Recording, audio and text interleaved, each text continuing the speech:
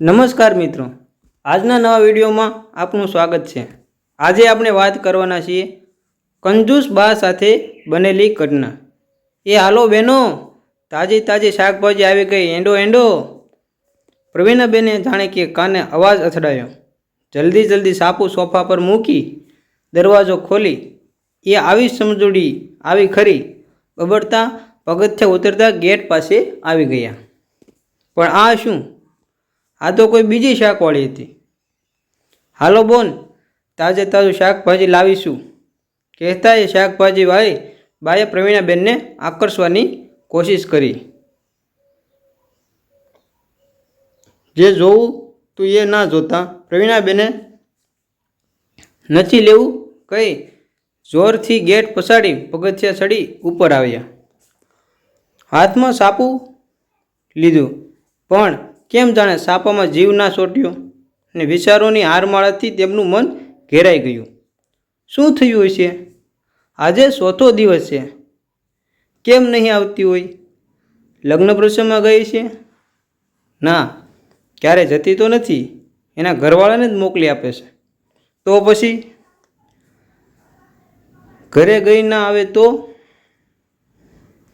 પ્રવીણાબેનને ખૂબ ગુસ્સો આવ્યો। ફરી સાપુ હાથમાં લીધું, પણ સાપા વચ્ચે પણ જાણે કે સમજૂડી ડોકિયા કરતી હોય એવો ભાસ થયો। સમજૂડી એટલે પ્રવીણાબેનની 10 વર્ષની જૂની શાકવાળી રોજ બંગલાના ગેટ પાસે આવી ટહુકાર કરે, હા બા તાજી શાકભાજી, ને પ્રવીણાબેન રેકડી પાસે આવી જાય।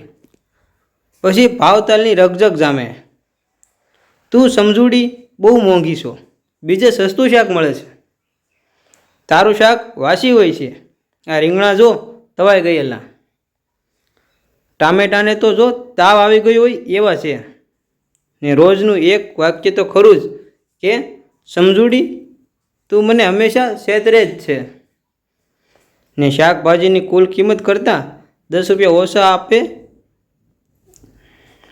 સામે સમજૂની પણ સવાઈ ગયેલી રકઝક, બા તમે બહુ જ લપલાયા છો, અમારા ગરીબ સામું જોતા જ નથી, અમારું પેટ્યું આ ધંધા પર નભે છે, તમે એક તો રૂપિયા ઓછા આપો ને પાછું આદુ મરચાં ને કોથમીર મફતમાં લઈ જાઓ છો, ને એક વાક્ય એનું પણ જાણીતું ને કાયમી, આવડા મોટા બંગલામાં રહો છો, પણ બા તમે બહુ કંજૂસ છો, એ સમજુ આજે 4 દિવસથી આવી નહોતી। પ્રવીણાબેન સમજુના વિચારોમાંથી એટલા બહાર નીકળવાનો પ્રયત્ન કરે એટલા વધુ ગુસ્સાઈ જાય, જાણે સમજુના નામનું જ ભૂત વળી ગયું। કેમ નહીં આવતી હોય? ક્યારેય એક દિવસ પણ પાડતી નથી, ને આજે 4 દી? પ્રવીણાબેને એક ઝાટકે સાપુ મૂક્યું ને મોબાઈલ હાથમાં લીધો ને પુત્ર શ્યામલાલનો નંબર કાઢ્યો। શ્યામલાલના પપ્પા ગોપાલભાઈનું 4 વર્ષ પહેલાં એટેક આવવાથી અવસાન થયેલ, પણ ગોપાલભાઈએ ભગવાનની દયાથી એક્સપોર્ટ ઇમ્પોર્ટના ધંધાને 4 ચાંદ લગાવી જતા રહ્યા, ને બિઝનેસ એકના એક પુત્ર શ્યામલાલે સંભાળી ખૂબ જ મહેનત કરી સફળતા મેળવી। સામેથી અવાજ આવ્યો, બોલો મમ્મી, ને પ્રવીણાબેન ઝબકીને જાગ્યા। હા બેટા, તું ક્યારે ઘરે આવેશ?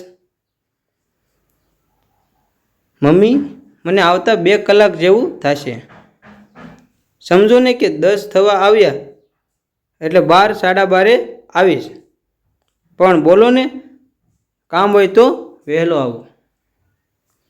હા બેટા, થોડું કામ છે, ફ્રી થા એટલે બને એટલો વહેલો આવ।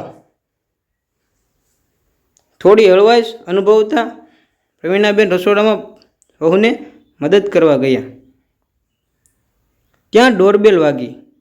શ્યામલાલ જ હશે સમજી પ્રવીણાબેને દરવાજો ખોલ્યો। શ્યામલાલ જ હતો, માનો આજ્ઞાકારી પુત્ર બધા કામ મૂકીને ઝડપથી આવી ગયો હતો।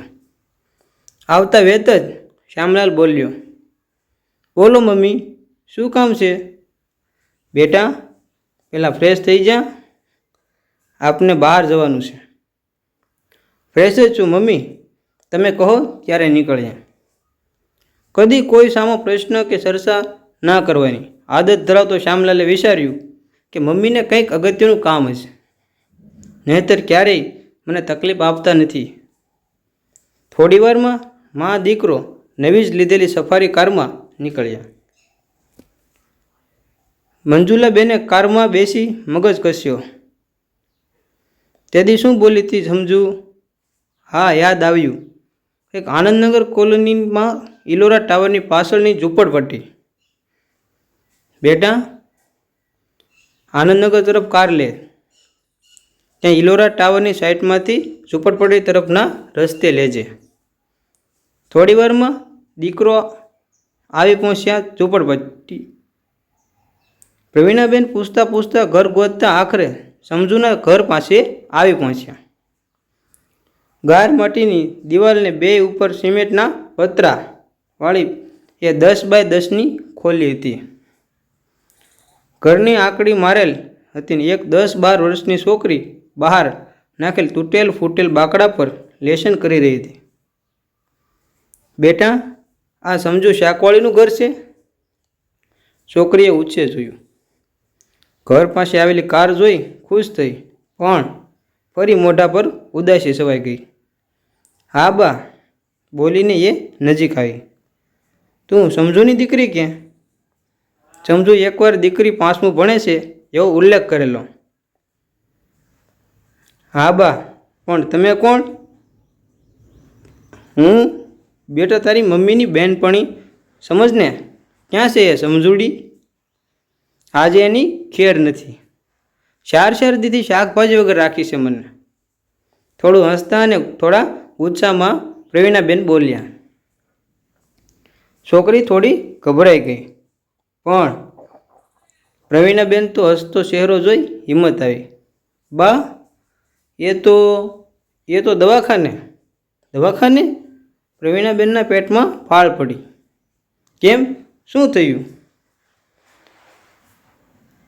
એને હમણાં તો ટામેટા જેવી હતી. પણ આ છોકરીને આવા પ્રશ્ન કરવા યોગ્ય નહીં લાગતા ફરી શાંત થઈ બોલ્યા. બેટા, કેમ કંઈ બીમાર છે તારી માં? માં બીમાર નથી. વાહ, પપ્પા બીમાર છે. સમજુનો ઘરવાળો પ્રેમજી સાવરણા બાંધીને વેચતો ધંધો કરતો ને એટલાથી 4 જણાનું પૂરું ન થતાં સમજુ શાકભાજીની રેકડી કાઢી ગુજરાન ચલાવતી. આમ જુઓ તો પ્રેમજી કરતાં વધુ સમજુ કપાતી હતી. ક્યાં દવાખાને ખબર છે બેટા? થોડી વાર ચૂપ રહી મમ્મીની વાત યાદ આવતા છોકરી બોલી. હા બા, કંઈક નવજીવન દવાખાનું છે, નવજીવન હોસ્પિટલ. હા બા, એ જ. ભલે બેટા, તું વાંચ. કંઈ 20 રૂપિયાની નોટ છોકરીના હાથમાં પકડાવી. કંઈક ખાઈ લેજે બેટા, બોલીને પ્રવીણાબેન ફરી કારમાં ગોઠવાયા ને શ્યામલાલને સૂચના આપી કે નવજીવન હોસ્પિટલ તરફ લે. હોસ્પિટલમાં પૂછપરછ કરી ડૉક્ટરને મળી બધી વિગત કઢાવી. પ્રેમજીને બિલકુલ સાજો થઈ શકે એમ છે એવું ડૉક્ટરે જણાવ્યું, પણ અહીં આટલા મોટા ખર્ચને પહોંચી શકે એમ ન હોવાથી બીજી હોસ્પિટલમાં શિફ્ટ થવાના છે. એ પણ પ્રવીણાબેને જાણી લીધું ને કંઈક ડૉક્ટર સાથે વાત કરી પુત્રનું કાર્ડ આપી મા દીકરો સીધા ઉપર પહેલા માળે પહોંચ્યા. હોસ્પિટલના પલંગ પર જ પોતાના પતિને દવા પીવડાવતી સમજુ એ પ્રવીણાબેનને આવતા જોઈ આશ્ચર્ય સાથે આનંદ થયો. કંઈ બોલી શકે એવી હાલત ના રહી.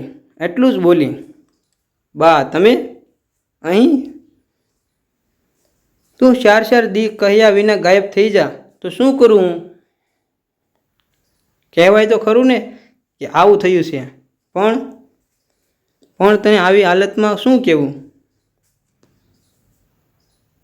બા, બધું અચાનક થયું. 2-3 દવાખાના ફરી કાલના અહીં આવ્યા, પણ હવે સાંજે બીજે લઈ જઈશ. આમને ક્યાંય નથી લઈ જવો, તારા ઘરવાળાને અહીં જ એનો ઈલાજ થાય છે. ડૉક્ટર સાથે મેં વાત કરી લીધી છે. પણ બા, અહીં ડૉક્ટરે 2-3 વચ્ચેથી વાત કાપતા પ્રવીણાબેન બોલ્યા, તું એની ચિંતા ન કર, તારા ધણીનું ધ્યાન રાખ, બાકીનું બધું થઈ જશે. પણ બા, આટલા બધા રૂપિયા? જો સમજૂડી, તને હું રોજ 5-10 રૂપિયા ઓછા આપતી કે નહીં, સમજી લેજે કે એ રૂપિયા વ્યાજ સહિત તને પાછા આપું છું.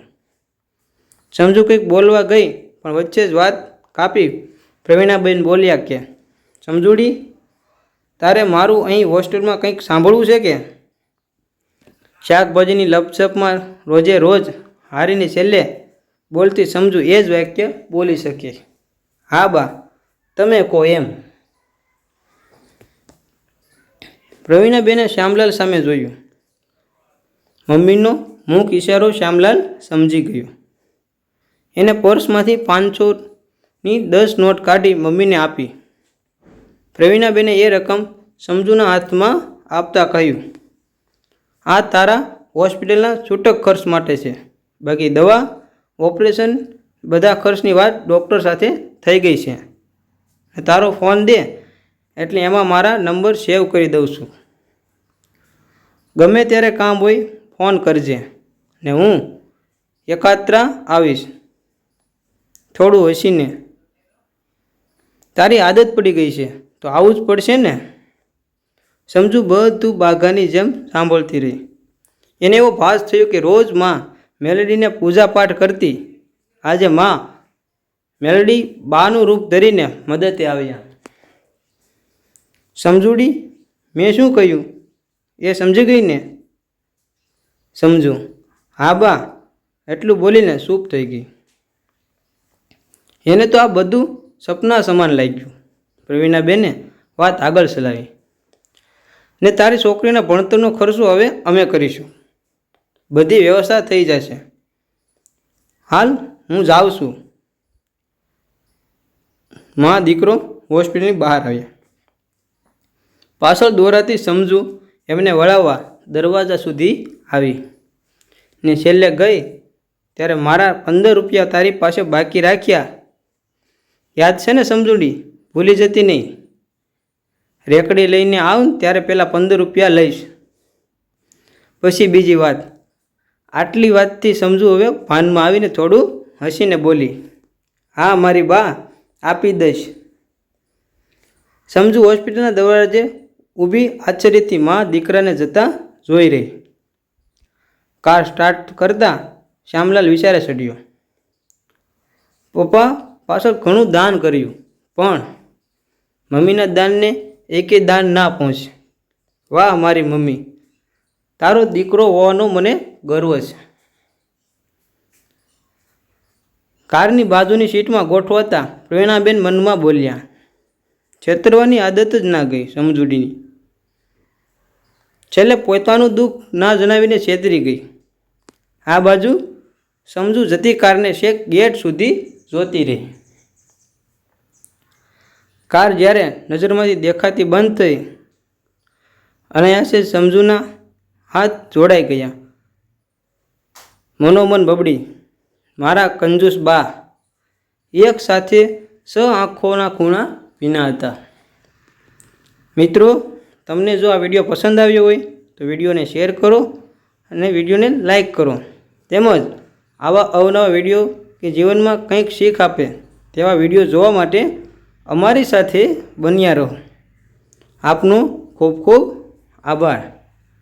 જય શ્રી કૃષ્ણ.